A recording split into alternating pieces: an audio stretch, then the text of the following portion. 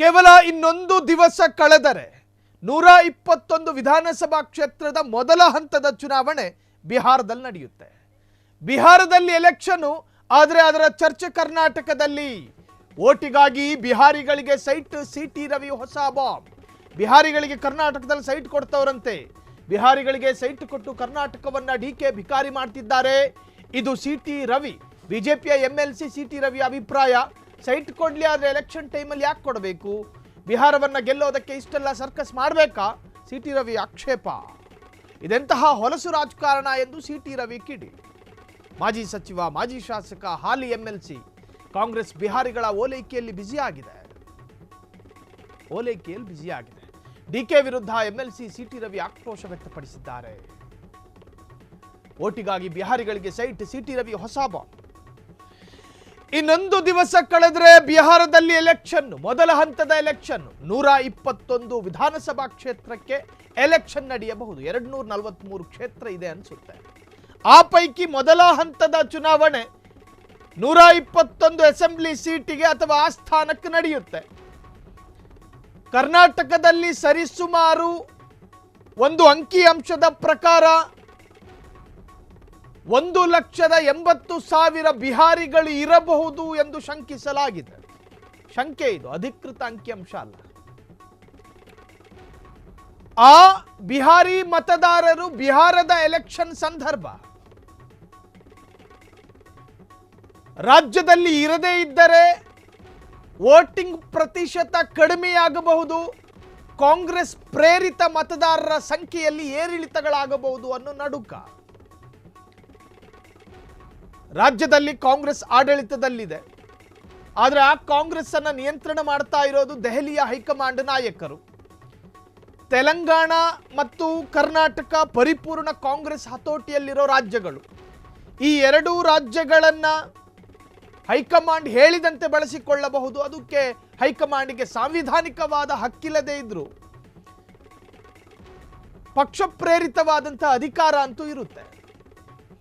ಬಿಹಾರದಲ್ಲಿ ಎಲೆಕ್ಷನ್ ನಡೀತಾ ಇದೆ. ನಿಮ್ಮ ರಾಜ್ಯದಲ್ಲಿ ಬಿಹಾರಿ ಮತದಾರರನ್ನ ಇಟ್ಕೊಂಡಿದ್ದೀರಾ, ಇಮಿಡಿಯೇಟ್ ಆಗಿ ಅವರಿಗೆ ವ್ಯವಸ್ಥೆಗಳನ್ನು ಮಾಡಿ ಬಿಹಾರಕ್ಕೆ ಕಳುಹಿಸಿಕೊಡಿ ಅಂತ ಹೇಳಿ ರಾಹುಲ್ ಗಾಂಧಿ ಹೇಳಿದ್ರೆ ಶಿರಸಾ ವಹಿಸಿ ಪಾಲಿಸಬೇಕು. ಹಾ ಹಿ ಅನ್ನಂಗಿಲ್ಲ, ಹೂ ಅನ್ನಂಗಿಲ್ಲ. ಮಾಡ್ತೀವಿ ಎಂದೇ ಇವರು ತಲೆ ತೂಗಿಸಬೇಕು, ತಲೆಯನ್ನು ಅಲ್ಲಾಡಿಸ್ಬೇಕು. ಅದು ತೆಲಂಗಾಣ ಆಗಿರಲಿ, ಕರ್ನಾಟಕ ಆಗಿರಲಿ, ಇನ್ನು ಕಾಂಗ್ರೆಸ್ ಮೈತ್ರಿ ಇರತಕ್ಕಂತಹ ರಾಜ್ಯದಲ್ಲಿ ಸ್ವಲ್ಪ ಆಕ್ಷೇಪಗಳೆಲ್ಲ ಬರಬಹುದು. ಸೊ ಆ ಬಿಹಾರಿ ನಿವಾಸಿಗಳು, ಮೂಲತಃ ಬಿಹಾರಿಗಳು ಕರ್ನಾಟಕದಲ್ಲಿ 10 ವರ್ಷಕ್ಕಿಂತ ಹೆಚ್ಚು ವರ್ಷಗಳು ಕಳೆದು ಇಲ್ಲೇ ಜಾಂಡಾ ಊರಿದ್ರೆ ಅವ್ರು ಹೋಗೋದಿಲ್ಲ, ಬೆಂಗಳೂರನ್ನು ಬಿಟ್ಟು ಹೋಗೋದಿಲ್ಲ. ಅಂತಹವರಿಗೆ ಸೈಟ್ ಕೊಡ್ತೀವಿ ಅಂತಾನೂ ಅಲ್ಲ, ಬಿಹಾರಿ ವೋಟರ್ಸ್ ಇದ್ದಾರಾ, ಸೈಟ್ ಕೊಡ್ತೀವಿ.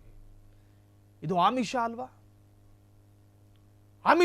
ಇದು ಆಸೆ ಕೊಡುವುದು ಮತ್ತು ತೆಗೆದುಕೊಳ್ಳುವುದು ಏನು ಮದುವೆ ಕಾರ್ಯಕ್ರಮನ? ಇದು ವರದಕ್ಷಿಣೆ ಹಂಚ್ಕೊಳ್ಳಕ್ಕೆ ಹೆಣ್ಣು ಕೊಟ್ಟು ಮಾವನ? ಬಿಹಾರದಲ್ಲಿ ಎಲೆಕ್ಷನ್ ಇದೆ. ಪ್ರಜಾಪ್ರಭುತ್ವ ವ್ಯವಸ್ಥೆಯಲ್ಲಿ ಪ್ರತಿಯೊಬ್ಬ ನಾಗರಿಕನೂ ಕೂಡ ತನ್ನ ಅಸ್ತ್ರವನ್ನ ಪ್ರಯೋಗ ಮಾಡಬೇಕು. ಅದು ಪ್ರತಿ ಪ್ರಜೆಗಿರ್ತಕ್ಕಂಥ ಅಧಿಕಾರ ಮತ್ತು ಹಕ್ಕು. ನಿನ್ನ ಹಕ್ಕನ್ನು ನೀನು ಚಲಾಯಿಸು ಅಂತ ಹೇಳಿ ಆತನನ್ನು ಎಜುಕೇಟ್ ಮಾಡಿ, ಜಾಗೃತಿ ಮೂಡಿಸಿ, ಓಟಿನ ಮಹತ್ವದ ಬಗ್ಗೆ ಹೇಳ್ಕೊಡಿ. ಓಟಿನ ಮಹತ್ವದ ಬಗ್ಗೆ ಮತದಾರರಿಗೆ ಹೇಳ್ಕೊಡಿ. ಎಲೆಕ್ಷನ್ ಕಮಿಷನ್ನ ಮಹತ್ವದ ಬಗ್ಗೆ ಹೇಳ್ಕೊಡಿ. ಚುನಾವಣಾ ಆಯೋಗದ ಗಮನಕ್ಕೆ ತನ್ನಿ. ಸುಮಾರು 9ರಷ್ಟು ಮತದಾರರು ಇಲ್ಲೇ ಉಳ್ಕೊಂಡಿದ್ದಾರೆ ಬಿಹಾರದಲ್ಲಿ ಎಲೆಕ್ಷನ್ನು. ಇದು ಡೆಮೋಕ್ರಸಿ ಸಿಸ್ಟಮ್ಗೆ ಇದು ಆಗಬರೋದಿಲ್ಲ ಅಂತ ಹೇಳಿ ಅವರಿಗೆ ಜಾಗೃತಿ ಮೂಡಿಸಿ. ಅದು ಬಿಟ್ಟು ಸೈಟ್ ಕೊಡ್ತೀವಿ, ಬಾಳೆಹಣ್ಣು ಕೊಡ್ತೀವಿ, ಏನಿದು? ಇದು ಆಮಿಷದ ಒಂದು ಭಾಗ ಎಂದು ಪರಿಗಣನೆಗೆ ತೆಗೆದುಕೊಳ್ಳಬೇಕಾಗಿ ಬಂದಿತು. ನೀವು ಫ್ರೀ ಸ್ಕೀಮ್ ಕೊಡೋದು ಕೂಡ ಅದು ಒಂದು ತರಹದ ಆಮಿಷವೇ. ನೀವು ಪ್ರಣಾಳಿಕೆಯಲ್ಲಿ ಬರೆದುಕೊಳ್ಳಬಹುದು, ಅದು ಸಾಂವಿಧಾನಿಕವಾಗಿ ಸಿಕ್ಕಿರೋ ಅಧಿಕಾರ. ಪ್ರಣಾಳಿಕೆಯಲ್ಲಿ ನೀವು ರಾಜ್ಯಕ್ಕೆ ಕೊಡಬಹುದಾದ ಉಡುಗೊರೆ, ರಾಜ್ಯಕ್ಕೆ ಕೊಡಬಹುದಾದ ಅಭಿವೃದ್ಧಿ ಕಾರ್ಯ, ವೈಜ್ಞಾನಿಕವಾದಂತಹ ಸೂತ್ರಗಳು ನಿಮ್ಮ ಪ್ರಣಾಳಿಕೆಯಲ್ಲಿ ಹಾಕೊಳ್ಳಿ. ಆದರೆ ಎಲೆಕ್ಷನ್ ಹೊಸ್ತಲ್ನಲ್ಲಿ ನೀವು ಘೋಷಣೆ ಮಾಡೋದಕ್ಕೆ ಹೋಗಬೇಡಿ, ಆಮಿಷ ಆದೀತು. ಸಿಟಿ ರವಿ ಆಕ್ರೋಶವನ್ನು ವ್ಯಕ್ತಪಡಿಸಿದ್ದಾರೆ. ಡಿಕೆ ಶಿವಕುಮಾರ್ ನಗರಾಭಿವೃದ್ಧಿ ಜೊತೆಗೆ ಜಲ ಮಂಡಳಿ, ಕೆಪಿಸಿಸಿ, ಉಪಮುಖ್ಯಮಂತ್ರಿ, 3-4 ಸ್ಥಾನ ಇಟ್ಕೊಂಡು ಸೈಟ್ ಹಂಚಿಕೆ ಮಾಡ್ತೀರೇನು? ಕರ್ನಾಟಕನ ಎಲ್ಲಿಗೆ ಕೊಂಡೋಗ್ತಿದ್ದೀರಿ?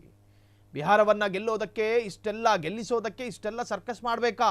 ಇದೆಂತಹ ಹೊಲಸು ರಾಜಕಾರಣ ಅಂಥೇಳಿ MLC CT ರವಿ ಕಿಡಿಕಾರಿದ್ದಾರೆ. ಇನ್ನು BJP ಹೊರತಲ್ಲ, ಎಲೆಕ್ಷನ್ ಸಂದರ್ಭದಲ್ಲಿ ಅವರವರ ರಾಜ್ಯಕ್ಕೂ ಕೂಡ ಈ ತರಹದ್ದೊಂದು ಪ್ರಯೋಗಗಳು ಈ ಹಿಂದೆನೂ ಮಾಡಿದ್ದಾರೆ. ಸೊ ಹಾಗಾಗಿ ಅದೇನೇ ಇರಲಿ, ವಿಪಕ್ಷದವರು ಹೇಳಿದ್ರೆ ಅದನ್ನು ಕೇಳಿಸ್ಕೋಬೇಕು ಆಡಳಿತಾರೂಢ ರೂಲಿಂಗ್ ಪಾರ್ಟಿ. ಸೊ ಈ ವಿಚಾರದಲ್ಲಿ ಹಿಂದೇಟು ಹಾಕಬೇಕು ಅಂತೇಳಿ ಒತ್ತಡಗಳು ಈಗ ಹೆಚ್ಚಾಗಿರುವಂತಹದ್ದು. ಕ್ಷಣ ಕ್ಷಣದ ಸುದ್ದಿಗಳಿಗಾಗಿ ಫ್ರೀಡಂ ಟಿವಿ ಸಬ್ಸ್ಕ್ರೈಬ್ ಮಾಡಿ, ಲೈಕ್ ಮಾಡಿ ಹಾಗೂ ಫಾಲೋ ಮಾಡಿ. ಹೊಸ ಸುದ್ದಿಗಳ ನೋಟಿಫಿಕೇಶನ್ಗಾಗಿ ಬೆಲ್ ಐಕಾನ್ ಮೇಲೆ ಕ್ಲಿಕ್ ಮಾಡಿ.